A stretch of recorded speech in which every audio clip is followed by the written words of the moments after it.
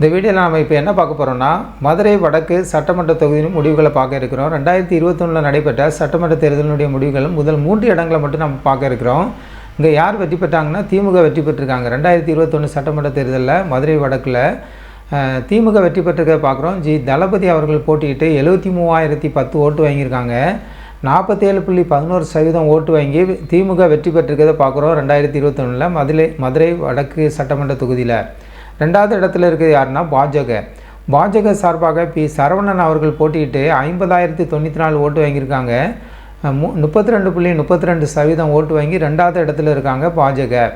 3வது இடத்துல யாருன்னா என்டிகே நாம் தமிழர் கட்சி சார்பாக எஸ் அன்பரசி அவர்கள் போட்டியிட்டு 15,311 ஓட்டு வாங்கியிருக்காங்க. 9.88% ஓட்டு வாங்கி நாம் தமிழர் கட்சி 3வது இடத்துல இருக்காங்க மதுரை வடக்கு சட்டமன்ற தொகுதியில். நம்ம பார்த்துட்டு இருந்த எல்லாமே மதுரை வடக்கு சட்டமன்ற தொகுதி 2021 நடந்த சட்டமன்ற தேர்தல் முடிவுகளை பார்க்குறோம். திமுக வெற்றி பெற்றிருக்காங்க 2021. இது மதுரை மாவட்டத்தில் உள்ள ஒரு சட்டமன்ற தொகுதி தான் மதுரை வடக்கு சட்டமன்ற தொகுதி ஆகும்.